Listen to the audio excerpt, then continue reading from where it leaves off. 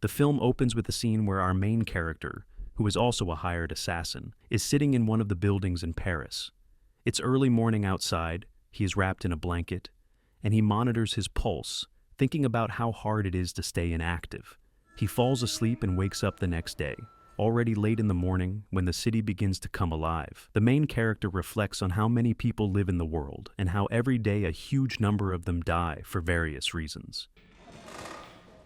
He doesn't think about it for no reason. He believes that his job as a hired assassin doesn't greatly affect the global statistics. The assassin puts on music through his headphones and starts doing his morning exercises, all while explaining to us in a voiceover the main ways to be a successful killer. Never leave behind your DNA, be inconspicuous, and don't stay in one place for too long. The main character goes outside in his unremarkable look, which he copied from a German tourist, because in Paris no one likes German tourists, and therefore it's unlikely anyone will want to approach him. On his way to his surveillance point, he stops at McDonald's to grab an easy way to recharge. On the way, his employer calls him, and from their conversation we understand that the assassin has been waiting for his target for 5 days already. Still there. It's been 5 days.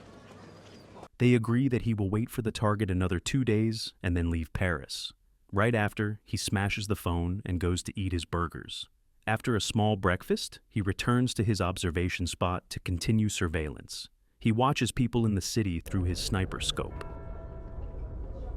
Evening comes, and the assassin prepares his weapon to do his dirty work, but he is interrupted by an unexpected guest who suddenly starts pounding on his hideout door. The main character stands ready to shoot the intruder, but the person gets very lucky. He just throws some bills and papers through the doorway and hurriedly leaves without ruining the assassin's drawn-out operation. The assassin returns to his work. He watches the city again, seeing how people live. Someone's having sex. Someone is simply coming home from work.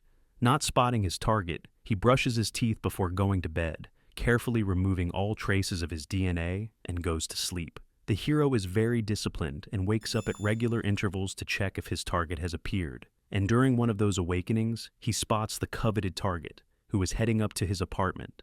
The maid seemingly purposely opens all the curtains in the victim's apartment. The assassin starts preparing himself and his weapon for the one perfect shot. He turns on music to drown out his inner voice, which could distract him from his task, and he uses special drops in his eyes to make his vision perfect and sharp.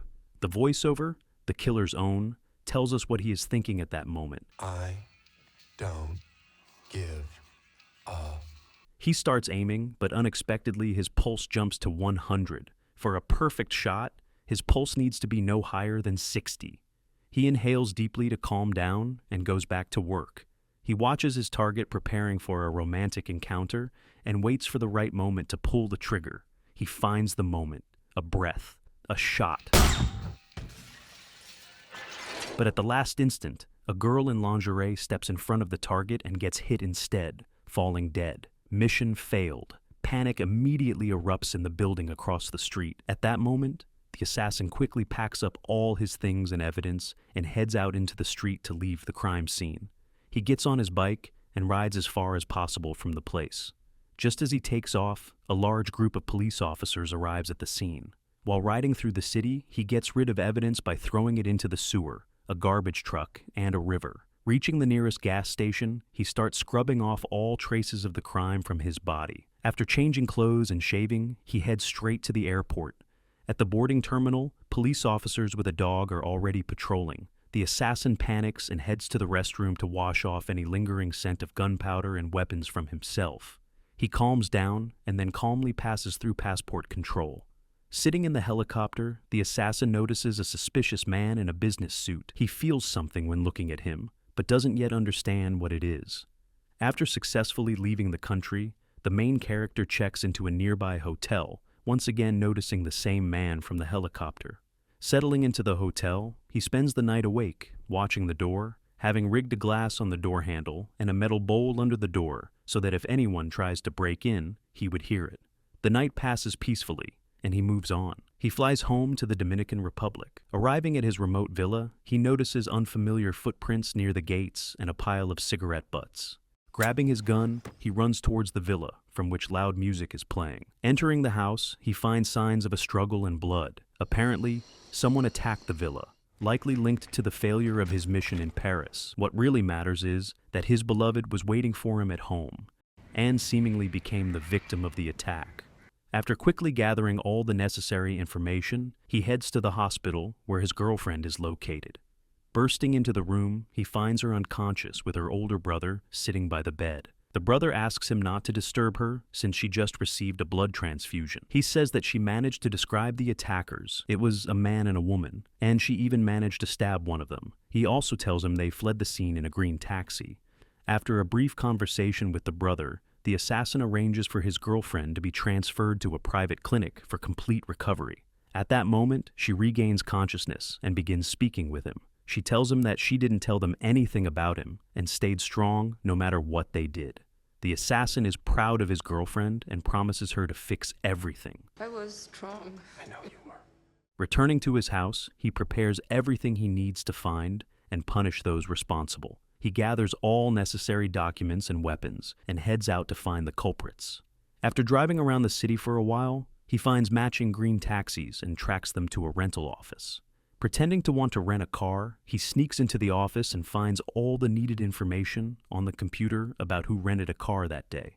After getting what he needed, he fakes a robbery and leaves.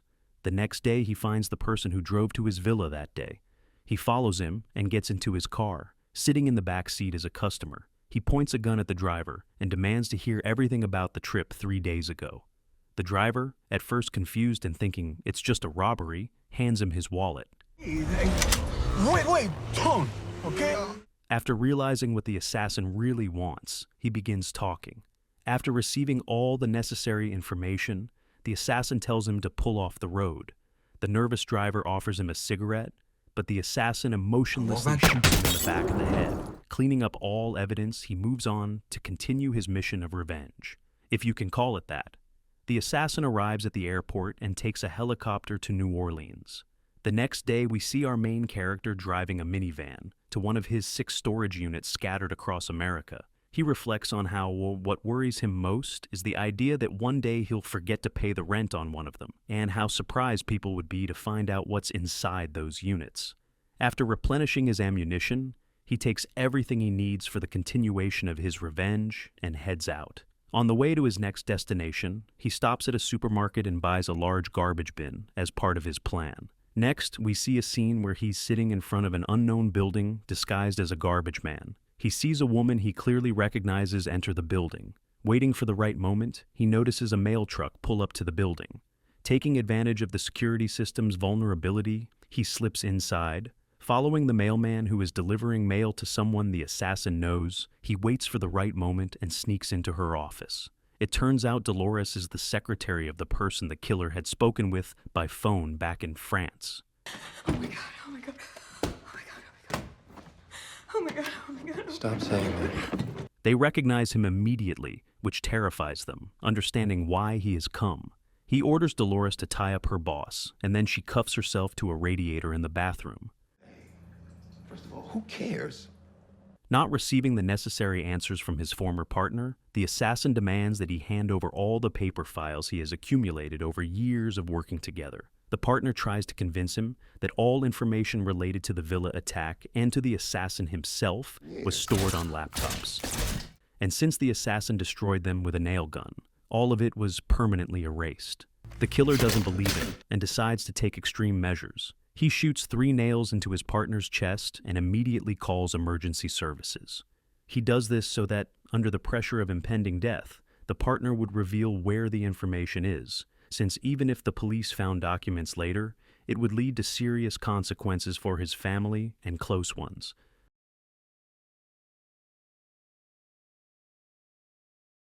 Not getting the needed information, the assassin grabs the garbage bin to dispose of his former partner's body. He enters the bathroom where Dolores is sitting, who by now has overdosed on pills. She starts begging for her life, telling him she has children. My children need my life and shit. Empathy is weakness. He unlocks her from the radiator, and after cleaning up all the evidence, he takes her far away from the building. Need any help getting rid of that body? In the next scene, we see the main character driving together with Dolores toward one of his safe houses. Dolores can't leave the car because she's tied down with zip ties.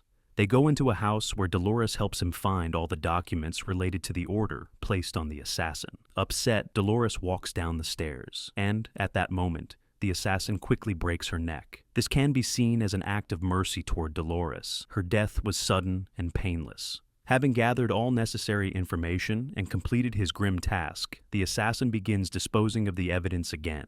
He loads the car onto a ferry, throwing a bucket with an unknown substance into the water along the way. He then drives out of the city and buries the body of his former partner without even removing it from the garbage bin. Finishing his business, the assassin heads to the address of one of the attackers on his villa. He drives past the house and notices a group of Latino gang members hanging around in the attacker's yard. The assassin decides to wait and follow them, hoping the noisy company wouldn't spend the night there. He sets up an observation point and waits for the right moment. That evening, the entire group of gang members heads out to a bar, and the assassin follows. After a night of partying, the same attacker returns home, alone. The assassin springs into action. He approaches the fence, immediately facing a guard dog, but he had prepared for that and throws sedative-laced dog food over the fence. After waiting a little, the assassin easily enters the yard. The dog sleeps soundly. He enters the house and begins searching for his target, but suddenly, he's attacked from the shadows. A fight breaks out. The opponent is larger than the assassin and clearly skilled. During the struggle, they destroy the entire apartment, and the assassin drops his gun. Despite this, he manages to severely wound his attacker by slashing his femoral artery. The attacker refuses to give up and starts shooting at the assassin, but he dodges and escapes into a room where he finds another weapon. Finishing the fight, the assassin prepares to leave, but just then the dog regains consciousness and chases after him. The assassin barely manages to get over the fence and throws a Molotov cocktail into the house to destroy any evidence. Limping, he walks back to his car. The next day, he flies by helicopter to New York. He's clearly worn out by this exhausting lifestyle and looks very tired, but the work isn't finished yet. The assassin follows his next target, arriving at the address he found in the office of his former colleague. He begins surveillance. He finds it strange that a professional killer chose to live in a densely populated residential area. Evening falls, and finally, his target appears. The woman drives off, and the assassin follows. They stop side by side at a traffic light, but he doesn't pull the trigger, deciding to wait for a better opportunity. She arrives at a restaurant and sits down to have dinner. The assassin reflects that, in the event of a woman's death, the first suspect is always her boyfriend. He enters the restaurant and sits down opposite her. I've been so good for so long. The woman, a killer herself, immediately understands why he has come and starts telling him about her life. She offers him to share a final meal with her, but he coldly refuses, not reacting to anything she says. She orders whiskey and wine to accompany her last supper. The assassin refuses alcohol. She explains that she did not support the idea of attacking his girlfriend, but didn't choose the methods, and asks him to understand her as a fellow professional. She continues trying to soften him up, even telling him a joke about a bear. A hunter goes into the woods and he sees this grizzly. Remarkably, she succeeds somewhat. The assassin smiles at the joke and even answers her a few times. He even agrees to share a shot of whiskey with her.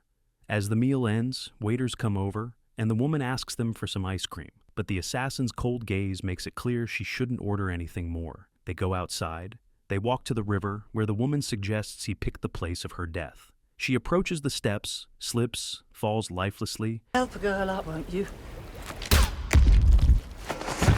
and flips onto her back, with a knife clutched in her hand, proof that even in her final moments, she was prepared to fight. With the perpetrators dealt with, the assassin has only one target left, the client who ordered the hit. He boards a helicopter and flies to Chicago, where he begins surveillance of his final target. He watches him near his home and infiltrates a parking garage to find a way into the building. He orders the necessary equipment to break the lock he'll need. The assassin continues to plan meticulously. Finally, everything is ready. He steals the cleaner's key to the apartment building and follows his target to the gym, where, while the target is training, he forges a copy of the apartment key. That evening, he heads straight to the target's home. Entering the apartment, he finds the target on a call. The man immediately hangs up upon seeing the assassin. The main character explains who he is and asks if they still have any unfinished business.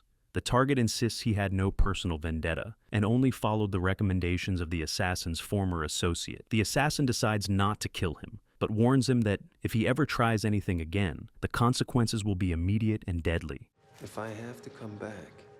They part ways. The assassin returns home to the Dominican Republic. The film ends with a scene of the main character living a carefree life at his villa, drinking coffee with orange peel next to his beloved, reflecting that everything could have been different if he had ever abandoned his principles and ideals.